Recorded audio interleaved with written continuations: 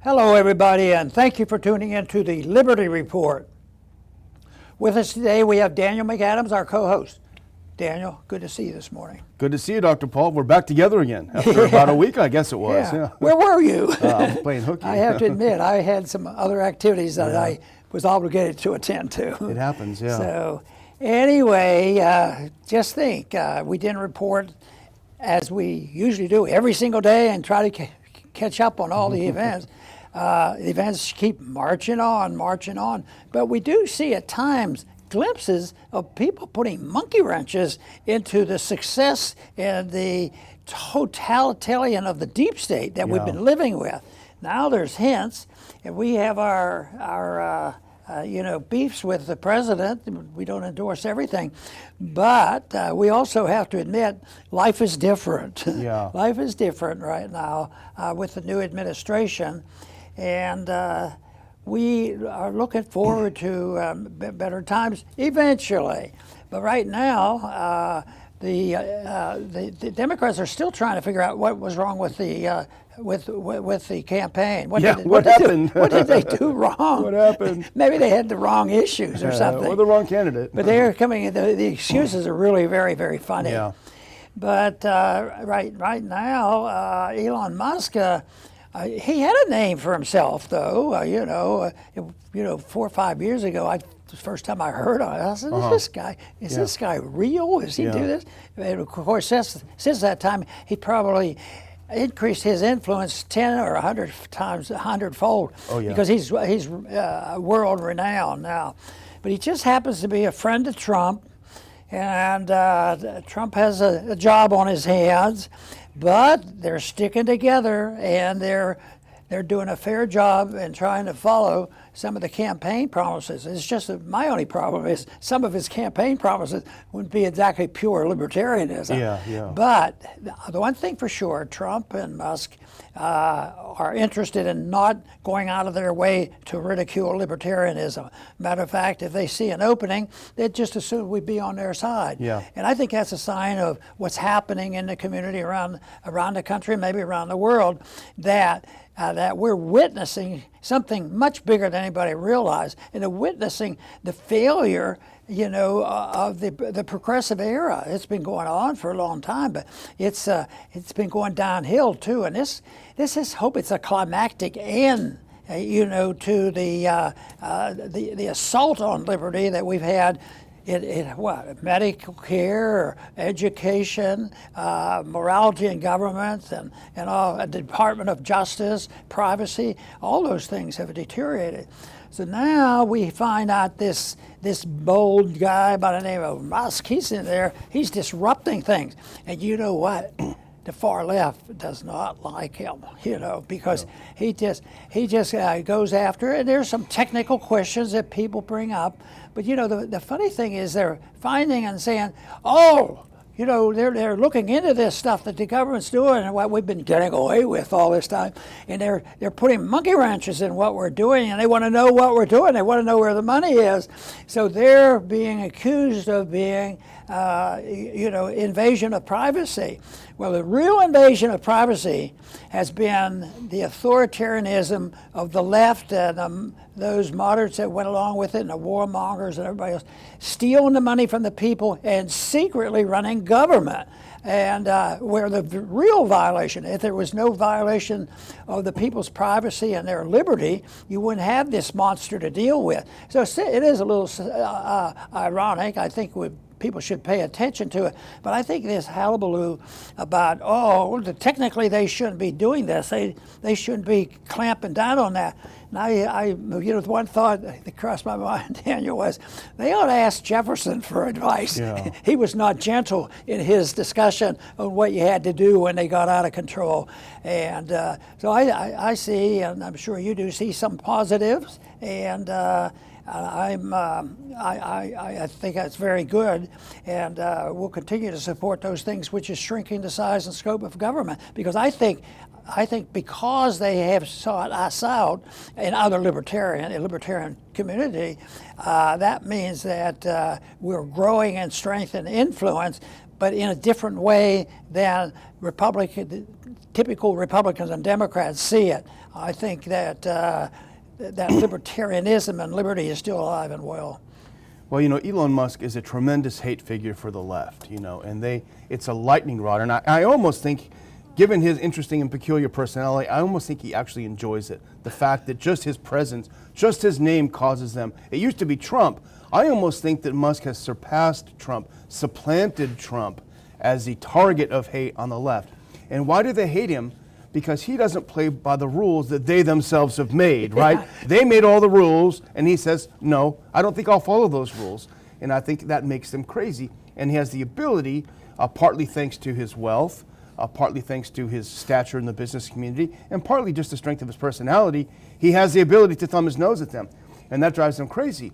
But the real question, and our whole show today is based on this New York Times article, and Michael Schellenberger brought it to my attention, at least with the post on X, about Musk's, I would say, short march through the institutions, right? The opposite of what happened in China, in communist China in the 60s.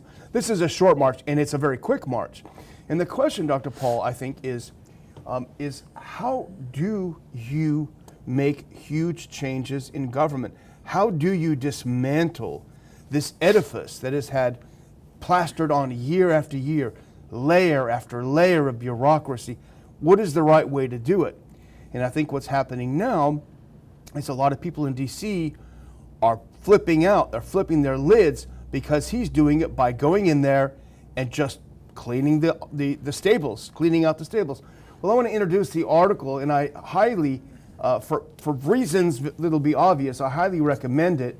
Put on that first clip, Inside Musk's Aggressive Incursion into the Federal Government.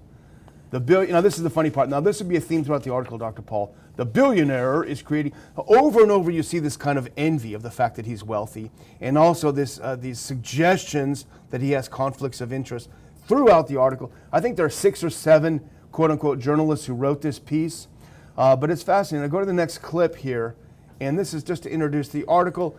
In Elon Musk's first 2 weeks in government, his lieutenants gained access to closely held financial and data systems, casting aside career officials who warned that they were defying protocols. They moved swiftly to shutter specific programs and even an entire agency that had come into Mr. Musk's crosshairs. Now they're talking about USAID, Dr. Paul, and we have some clips on that later. And you wrote about it yesterday. We'll talk about. They keep that up, please, if you can. They bombarded federal employees with messages suggesting they were lazy and encouraging them to leave their jobs. I don't think there's a single person in America, Dr. Paul, who actually has to work for a living that wouldn't read that and say, yeah, I'm sure that's true. You're lazy and you need to leave. It's about time somebody said something. Exactly. And empowered by Trump, Mr. Musk is waging a largely unchecked war against the federal bureaucracy, one that already has far-reaching consequences. They don't understand that most Americans, if they even bother reading the Times, Dr. Paul, when they read that he's waging a war against the federal bureaucracy, they're going to raise their hands and cheer. They're not going to be clucking about it. They've been interested in this war because that's how they stay in power. And if they let the reformers get ahead, then they lose this power that they've worked hard on. But just a few years ago now, it was they were witnessing this, and they didn't like Trump, and they saw that he was doing a little bit better than they thought he'd be doing. He was a president, but he was a bum president, and we have to do him in. So all they had to do is, throw some real hard punches at him. Well, why don't we impeach him? Why don't we charge him and put him in prison? Why don't we bankrupt him? Went on and on, which was interpreted by the people, and they got sick and tired of it because they considered it all lies. They didn't convince the people, so the lies didn't cause them to lose credibility. This is part of that revolutionary spirit, position, and now they're doing it, but they're getting further along with it right now. It's a different one, and that's what's driving them nuts. Yeah. They thought they were really had Trump defeated. You know, when the media went after him, he was a convicted criminal. You know, so that was signed, sealed, and delivered. But now all of a sudden, you know, they're behind the eight ball now. They do not know what to do, because I think that what has occurred, even with imperfections and exactly what all it comes about, but they've been hit by, you know, the American people suspecting all these things to be true. Now, this Musk guy, he must know something about computers or something, because he finds out what's going on, and the argument is, oh, he's violating people's civil liberties. How much civil liberties were violated creating this monster stuff? And they said, no, only Congress can investigate this stuff. And here this guy, he might not even be in the administration. We don't know, but he is rocking the boat. Well, you know, all the time that I worked with you, you and your staff in Congress were very often fighting against the overreach of executive authority. And we were fighting everyone else in the legislative branch even. The thing is that D.C. loves executive authority when it means waging wars without Congress participation, when it means adding more layers and more levels to government. They love executive authority more than anything else. The only time they don't like executive authority, and that's why Chuck Schumer and the others are absolutely flipping out, the only time they hate executive authority when it comes to doing the opposite, which is reducing government, cutting things that are not necessary, using the power that he has over the executive agencies to reduce what they do.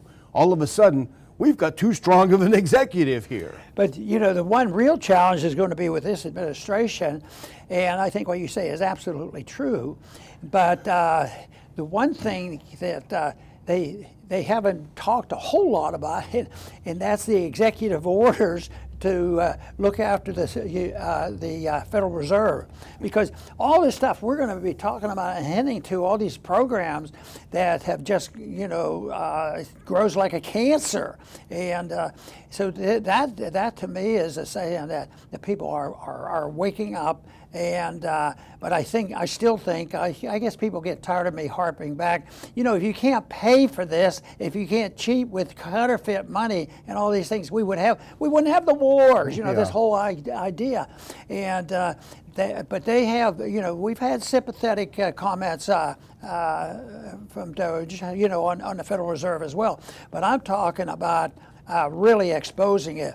But that's where the split comes in the Republican Party, because you have some with strong libertarian leanings, but we have some that still think it's sacred to endlessly finance the various factions around the world. Our interventions, even today, we read about more money. In the midst of all this talk about cutting, the Congress is getting ready to send more money, and the administration too. Yeah. Well, I think what's terrifying official D.C. is the fact that things are happening so quickly, you know, and that really frightens them. And because it hasn't given them a chance to organize themselves, to circle the wagons and fight back. And you can see if this next clip, you can see this is from the same New York Times piece. This will tell you what's happening. They don't know what to do, because kind of Musk's kind of right. They are kind of lazy.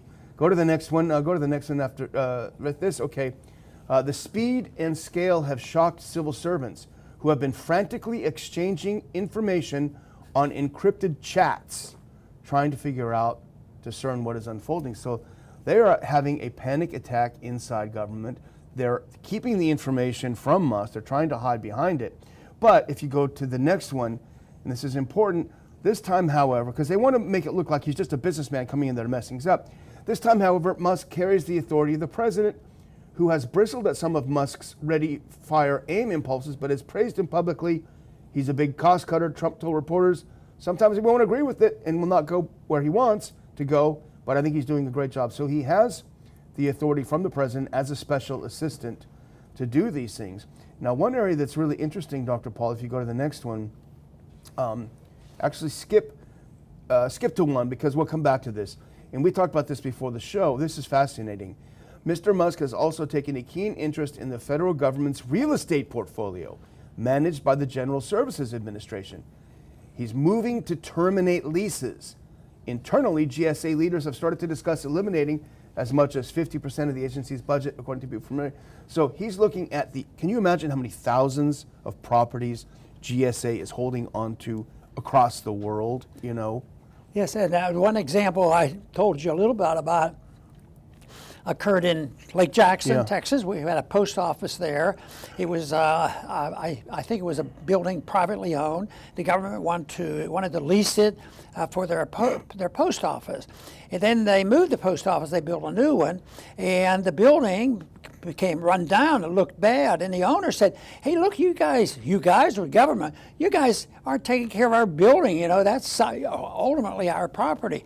And they worked hard on they couldn't buy it back. They wouldn't take care of the building. And this was one time I got involved.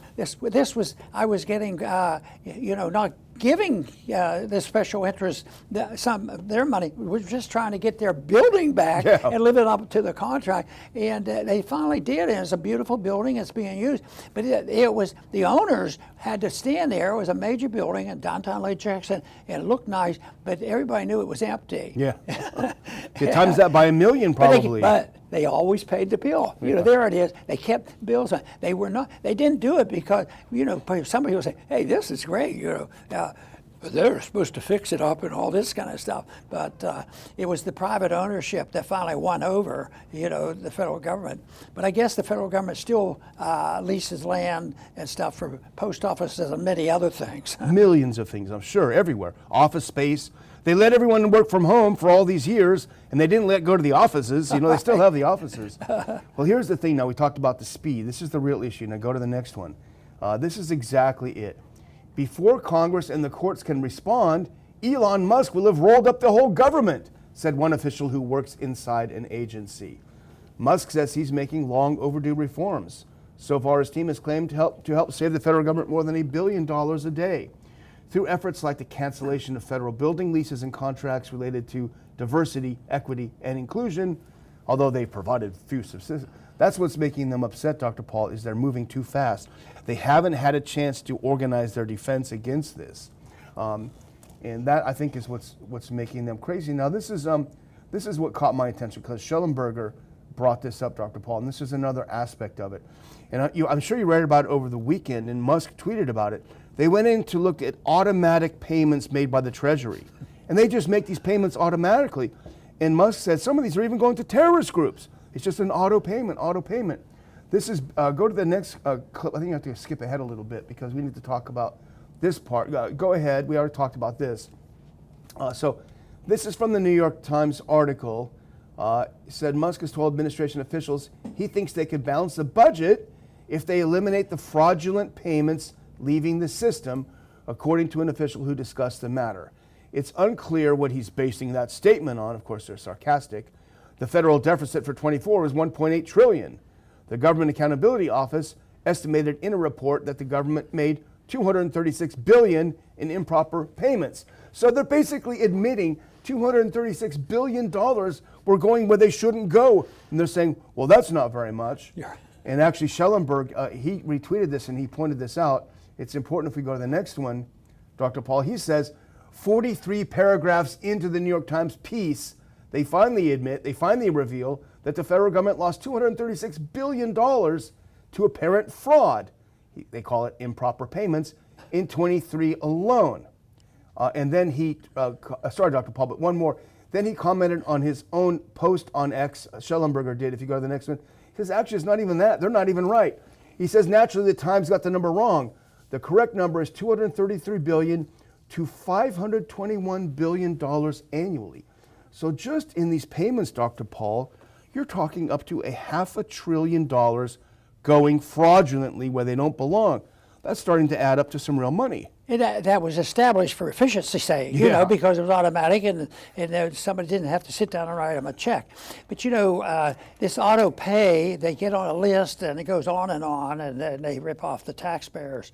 But it made me think about the automatic renewal of voting lists. Yeah. just think of that. People have been on voting lists and they might be dead for 30 years. Yeah, and they just stay there.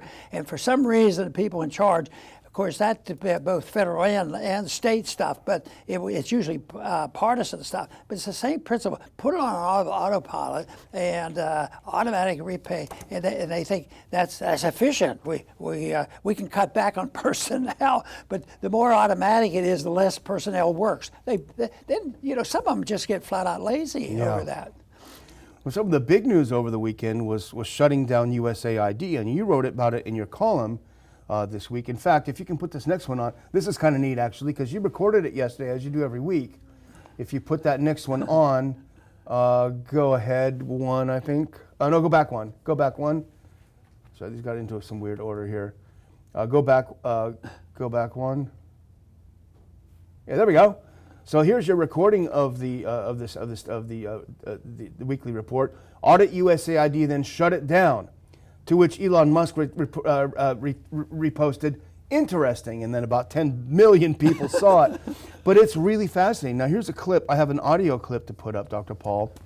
And this is one of the reasons why I think the American people are going to agree with shutting down. You want to put your earpiece in, Dr. Paul, before we let this play. And this is the new press secretary, very impressive young woman press secretary. She comes out and she says, well, here's why we're trying to shut this thing down. Now listen to what she has to say. Through USAID over the past several years, these are some of the insane priorities that organization has been spending money on. $1.5 million to advance DEI in Serbia's workplaces, $70,000 for a production of a DEI musical in Ireland, $47,000 for a transgender opera in Colombia, $32,000 for a transgender comic book in Peru. I don't know about you, but as an American taxpayer, I don't want my dollars going towards this crap, and I know the American people don't either. But that's so bad. Yeah. And it is. It's a horrible thing that happened.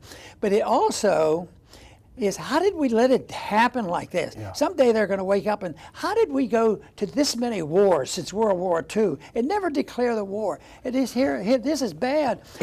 Why did the people, if democracy is so great, why did the people keep allowing these people to go there and do these kind of things? And they get away with it. But my argument is there's a pretense of great prosperity that will last forever. But if it had to be paid for by taxing people in real terms, it wouldn't happen. We'd stay out of the wars and everything else. That's why I think counterfeit money and a government that's so powerful can get away with it. So it is horrible that they do it. It gets so silly. But I really endorse what they're doing. Yeah. Because I know that if I start talking about $1 trillion deficit, I think it's more than that now. Yeah. $1 trillion deficit, even I can't quite comprehend that. And here they get these crazy, stupid things. How did we let this happen? The other thing is, I was wondering the other day that I was going to start an organization of people that would join it if they have never received a check from government. And look at the whole population, because all of a sudden you can't tinker around with Social Security and all, even though Reagan and some others tried to slow it up a little. Yeah. Well, the thing is, we sound like we're giddy because I think it's nice to see, for a change, things being dismantled rather than built onto, which is the normal way Washington goes. But the thing is, it's not just numbers. Now, they're reducing numbers if they get rid of these properties and what have you. It's not just about numbers, and this is where it comes back to the libertarian approach. It's about the philosophy of governing. So yes, if Musk can save these $2 trillion or however many they want to save, that's fantastic. That's great. But you still have to deal with the other part of it, which is the philosophy of what government should do at home and abroad. That's the real issue. Yeah, in a way, the risk there is, let's say they do actually cut some spending on this, but there's a bipartisanship between Republicans and Democrats, liberals and conservatives that do agree some of in the area of foreign aid and wars, and there's always something. There's always something that they agree on. Otherwise, how did all this stuff get passed? Yeah. You know how many times? I imagine you do remember when I'd be voting against some of this national security money to stop wars and all that, and I'd get 6 people say, "Oh yeah, I think maybe we ought to cut back." Yeah. There's more than that now. Oh yeah, there's more than that now. Now the pushback on this thing that we heard, now that catches your attention. A transgender opera in Colombia. I mean, I'm sure they're thrilled about that, right? That catches attention, but the pushback on that is, okay, you're talking about peanuts though, $40,000 here, $1 million here, and that's legitimate. That's a legitimate pushback. It gets headlines because it's so salacious. However, you also have a different metric to measure these things by. Dollars versus harm. Perhaps in dollars sense, this is not a huge amount, but the harm it does to a reputation overseas, to societies overseas, to some conservative religious countries and societies, if big Uncle Sam comes in and says, hey, you need to put on a transgender play, here's some money, we're going to find some patsies to put it on. It hurts our reputation, it hurts the local culture, and it's overall damage beyond the money spent. You know, when the Department of Education came into being in the 1970s, you know, it was to be efficient and improve education, and it sounded good, but it did exactly the opposite, the consequence, and that seems to be the biggest problem. It's so easy to believe in these programs when most people think they're getting a benefit. I want them to think that way, but I want them to think that way because what the politician has just done is allow them to keep more of their own money and give them an incentive to take care of themselves and challenge the principle that the government was created to make us safe from everything. Absolutely. And it's hard to challenge, you know, a politician. All I'm doing is making you safe. I'm making you safe and secure and happy. And rich. We'll make certain group people rich, and some get richer than others. Yeah, absolutely. Well, I'm going to close out, Dr. Paul, and I'm going to ask if you can put on that very last clip, because finally, it took a little bit of time, but finally we are up and running with the Ron Paul Institute. You're saying this for the first time, Dr. Paul. I hope you don't hate it. The Ron Paul Institute Spring Conference here in Lake Jackson, America in the Age of Trump 2.0. There is an awful lot to talk about, Dr. Paul. We're going to have a great event planned down here, as I joked about it in my update to our subscribers, down here on the coast of the Gulf of America, right? So anyway, we're going to have a great time, great conference down here. Excuse me. There's a link to get more information and get your tickets. Excuse me. It's going to be a great event, hot breakfast, a lot of great speakers. In fact, our first speaker is a great friend of ours, and I'm super excited that he's coming, and that's Representative Jimmy Duncan. John Duncan's going to come and be one of the speakers. We featured several of his articles at the Ron Paul Institute recently. He's writing a lot now, and he's thrilled to come up. We're thrilled to have him. We've got many more speakers. You're going to be speaking. You got to speak, but we've got a lot of other folks coming to speak too, so it's going to be a great event. Get those tickets, and sales are going really well. In fact, I only sent out the update last night, and we sold about, I think, 10% of our tickets. So things are going really well. Jimmy Duncan was a good friend, and he was one of 6. Yeah. There were 6 Republicans that voted against the senseless war going into Iraq, and that's when I really started working with him when that subject came up. And Jimmy Duncan, there were 2 things. He was against the war, and there were only 6 Republicans. It was because the pressure was pretty heavy, and it was something that I was fascinated because he did a lot of 1-minute speeches. Yeah. And we talked. We sort of decided that the label libertarian applied to me, but he liked thinking that he was part of the old right, when they were libertarian. Yeah, the old right, So he gave him conservative credentials. But the other thing that I admired of, because, some people take canned stuff from, everything they do, they're reading something. Jimmy Duncan wrote his speeches because I saw him with this yellow tablet. I said, "Where'd you get that yellow tablet?" I thought I was the only one that wrote a yellow tablet.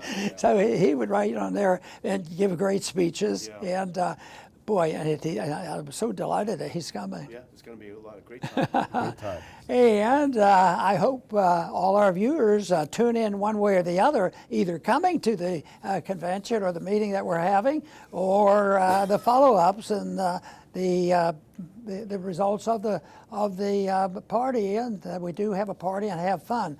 But this is so important that we do have our meetings like this, because that is one of my requests. If you're going to do it, this is serious business, but we can't get too serious, because life is not eternal, and you ought to have fun. And that's one thing that the groups that we get together, I'm always saying, are you guys having fun today? And most of the time they're all cheering, and we do. So please consider coming to some of our seminars, because I think they're very valuable. But in the meantime, I want to thank all the viewers today for tuning in to the Liberty Report. Please come back soon.